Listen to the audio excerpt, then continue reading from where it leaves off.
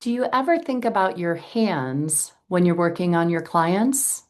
Well, if not, I invite you to tune into this episode as I share all the ways that you could be using your hands in a different way in your practice with your clients. But before we dive into this episode, just wanted to let you know that our holistic treatment of the postpartum body group cohort is live for registration. We will be starting on July 21st with our first group call. So if you're interested in learning the postpartum body techniques and learning how to close the bones after birth and make effective changes in the body after having a baby for your postpartum clients, this is the course for you. You'll learn a ton of techniques to be able to make effective change with your clients, get them feeling better in their body and allowing it to function better after birth. So would love to have you join the cohort with me.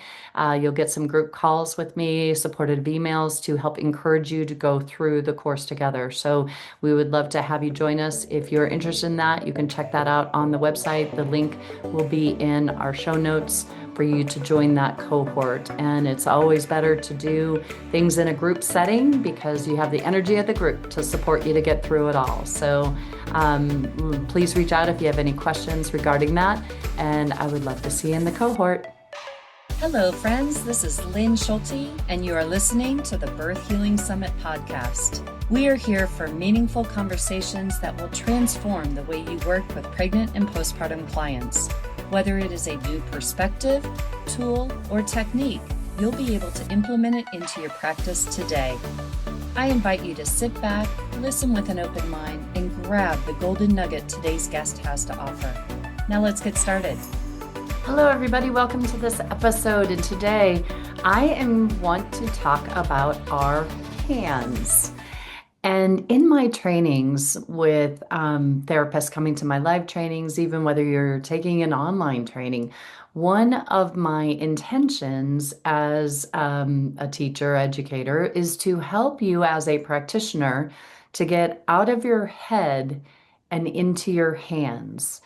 And I cherish the book knowledge that I've learned over the years. It's important for us to all understand the anatomy and physiology of what structures are underneath our hands. And at the same time, I think it's more important that we take our work a step further and allow our hands to guide us more. And one of the things that there's several different components I want to chat about today. And one of them is to really help you to get more curious with what you're feeling in your hands. So, what do you, as you put your hands on the body, and the other thing I want you to be aware of is what is the first touch that your clients are receiving you like? So if you are a pretty heavy-handed therapist, I know as a physical therapist, we were all taught to mobilize and do grade 4 mobilizations and even massage therapists get in there and make that muscle release. And we use a lot of force with our techniques. But what is the first touch like when you go to touch your patient? Is it a pretty aggressive touch or is it a gentle, loving touch? And we're setting the stage for that session with the very first touch that our clients receive from us. So I find that it's super important. I want the very first time I touch my clients to be a gentle, welcoming, warm, loving touch so that they can feel safe and secure, knowing that I'm in that more loving space versus being aggressive, and it's going to cause them to tense up more. So when I'm laying my hands on the body, no matter where my hands are, I will have different parts of my hand light up when there's a tissue that really wants my attention. So it's like I have increased the sensitivity of my hands to the point where if I laid my entire hand on an area, there's different parts of my hand that will light up, whether it'll be under my thenar eminence or my hyperthenar eminence, or even at my fingertips of one of my fingers. I teach a lower abdominal fascia release where I use the ulnar edge, the fifth, the lateral edge of my hand as I sink down in the tissues, and I'm allowing the entire hand to palpate and feel where there's a restriction in the body. And so I invite you, yes, our palm can be a more sensitive part to listen to fascial pulls in the body as they teach in visceral manipulation. Our fingertips can get in and really feel more too. But I encourage you to increase the sensitivity of the entire aspect of your hand, especially when we're doing intravaginal work. I know Nicole Colzine definitely talks about no swirlies, and I am also a big fan of not causing a lot of excessive turning of the finger around. Once I insert my finger in vaginally, my finger pad stays in one direction while it stays like pointed down. And I use the sides of my fingers to assess 3 and 9 o'clock, and the lateral edge to assess 4 and 5 and 7 and 8 o'clock. So I'm not having to turn my fingers so that my pad is the only thing that can palpate and assess a structure. I can use the entire 360 part of my finger to evaluate structures in there. So, especially if you're working with menopausal or postmenopausal women, their tissues are not as lubricated, and they don't like a lot of that twisting around. So please get used to keeping your finger in one direction and just using different aspects of your finger. When I'm assessing the sphincter muscle, I use my nail bed of my thumb to assess that lower half of the sphincter muscle. So please get used to being able to feel and sense through all parts of your hand. And so when you are working on the tissue, there's there's different aspects to my touch. One, when I'm trying to explore what tissue is lighting up in my hand, that's one layer of touch, is like, where do I need to work? And see what tissues light up underneath my hand. And then once I find the structure that I'm wanting to focus my attention on, then I want to tune into, what am I feeling? What am I sensing? What's coming up for me in my body? And let's say I'm going down and tapping into the uterus. My hand is feeling what that structure feels like, what the movement of that structure feels like as I assess mobility. But I'm also tuning into, what do I sense that uterus feels like in my hand? And a lot of times it's a more of a body reaction. If I've just, my belly just tightens up with a ugh kind of feeling when I'm sensing there's trauma in the body. And so I'm sensing into that through my touch, through my hand, and feeling into, what am I noticing about these tissues? What's being held in these tissues? I can sense that all in my hand. And then the other thing is like, when I am working with the body, I'm also sensing into, what does the tissues want to do? And that's tuning into more the energy of the tissues. When I put my hand on the sacrum and just feel into the sacrum, and I ask the sacrum, what do you want to do? I'm tuning in to see if the sacrum wants to lift backwards. I do this in standing. Does the tailbone want to lift backwards? That's the energetic flow of that sacrum being in that open birthing pattern. I can do this on a joint. As I hold the joint in my hands, I'm asking the joint, what does it want to do? And seeing if there is an energetic pattern that is being held in those tissues. And so I'm allowing that joint to show me if there is one. We ideally want neutrality in the tissues. We don't want the tissues wanting or needing to do anything. But if there is an energetic pattern being held in those tissues, we can tune into that. In my postpartum reset podcast that I just did, you can check that out in the podcast But I talked about the resetting of the tissues and sometimes the tissues sucking me up and in, like I'm pushing the vaginal tissues back up and inside the body, especially the sphincter muscle gets so pushed out. All those vaginal tissues get dragged out as a person goes through a vaginal birth. And sometimes those tissues just energetically want to be helped back up and in, and it just helps to reset those tissues. So I'm tuning into what do those tissues want to do. And one thing I want you to be aware of, and you can do this if you're not driving as you listen to this, if you have your hands free, I just invite you to put your hands on a part of your body, whether if you're sitting, you can put them on your thighs or your knees. And I want you to become aware that there's energy flowing in and out of your hands. And there's two ways that we can be working with the body. And one is, so I just invite you to be as neutral as possible with your hands placed on whatever part of your body they are on. And so just be really neutral with your hand placement. And then I invite you to impart energy into your body. So allow the energy to flow down your hands, out your hands, into the tissue. And that's where we're trying to embark change in the tissue. If we're trying to help the tissues to release or to let go, we want to be imparting energy into the tissue to try to make that change. But now go back to neutral. Don't impart in, just go back to a neutral hand placement. You might want to take your hands off the body and replace them back on and be in that neutral space.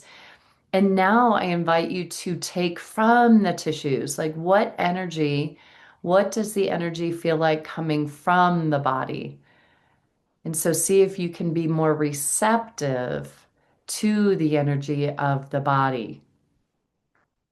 And so that is just a way for you to work with energy in your hands and the flow in the body, is that you can impart and you can also receive information from the body. And so helping you to understand that our hands are an expression of our heart. So they are just the extension of our heart energy. It does flow down. There's a heart flow in Chinese medicine, comes down and out the hands. Meridian, that's the word I was looking for there.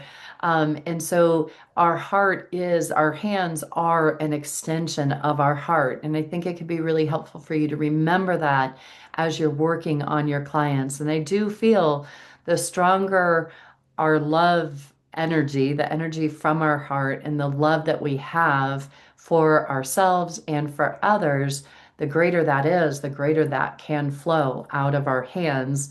And someone else can feel that in in your touch of their body. And so I just encourage you to really keep this in mind. And over time, as you explore some of these concepts of how you feel and how you work with your hands on the body and the information that you receive from the body, I hope you will learn to trust that more and more, because that is truly what guides my sessions all the time. I multiple times I feel that I'll be working on the body, and sometimes I get so lost in what I'm doing. I just allow my hands to do what they do, and my clients will like, so what are you doing? And I'll be like, oh wait, let me see. I'm not really even sure because I am so just allowing my hands to do what needs to happen in the body. And then when they ask that, I like, okay, well, I'm my intent. I think I'm working on this structure. I think I'm doing this. That's really where the magic lies, is when I get out of my head and into my hands and let my hands just do the work. That's where the gold is. I have an experience. I had a client or a friend actually came, and we were going to go out to lunch, but she was hobbling as she walked into my home. And I was like, "Oh, come here. Let me work on your foot." She's been having this issue for months and months and months. and it was her big toe. She kicked something and didn't know it, but was walking around on a broken bone for quite a while. And she has delayed healing. She has EDS, and so I put my hands on her foot, and I was just checking out her toe and working with her foot, and was feeling some beautiful releases happening. And she had also hurt her elbow at the time too, so I knew I wanted to work on her foot and her elbow. And after a release, I was like, okay, I must be done here. And my head was going to the elbow. Like my head was like, all right, time to move on to my elbow or to her elbow. But my hands would not leave her foot.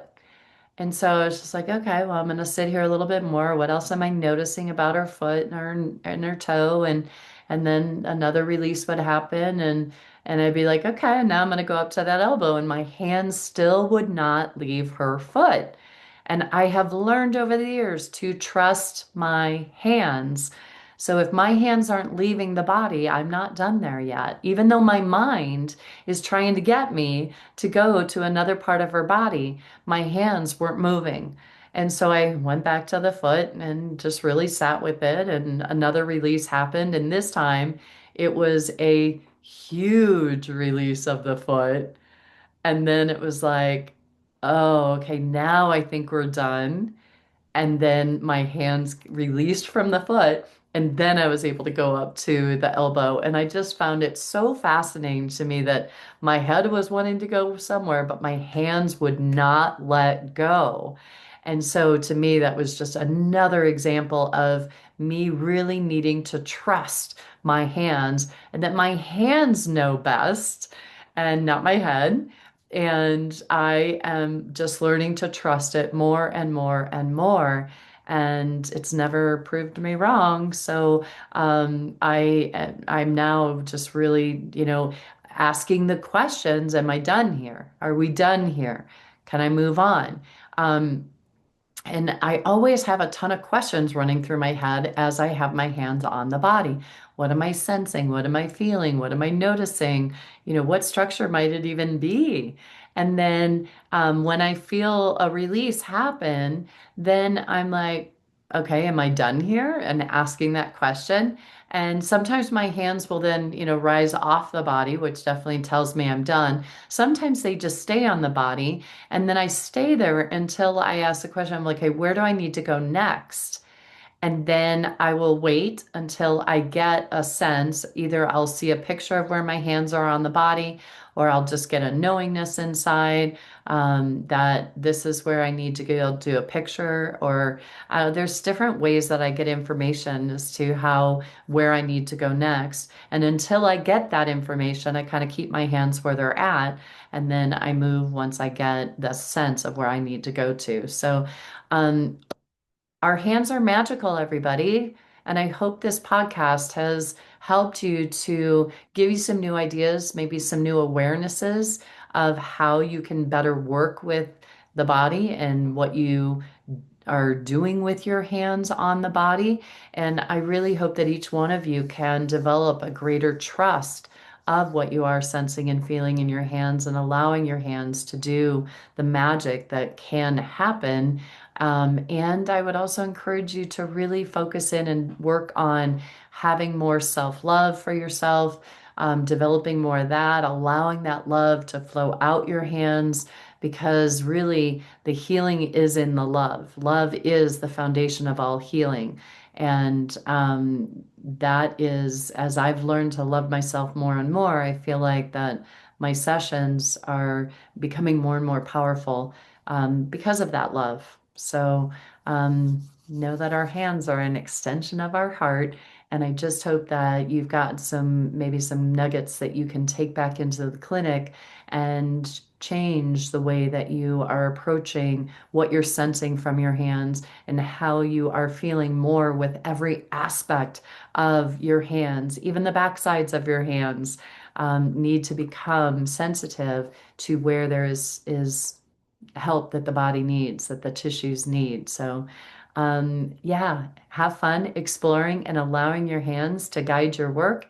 and getting your hands to become more sensitive. All right, have fun with that. And here is to smoother births, faster recoveries, and more sensitive hands. Take care, everybody. We'll see you on the next episode. And share this with as many practitioners as you can so we can get more and more people tuning into what they're actually feeling and sensing in the body, and not just coming from their head thinking they have to do a grade 3 mobilization to this joint in this direction.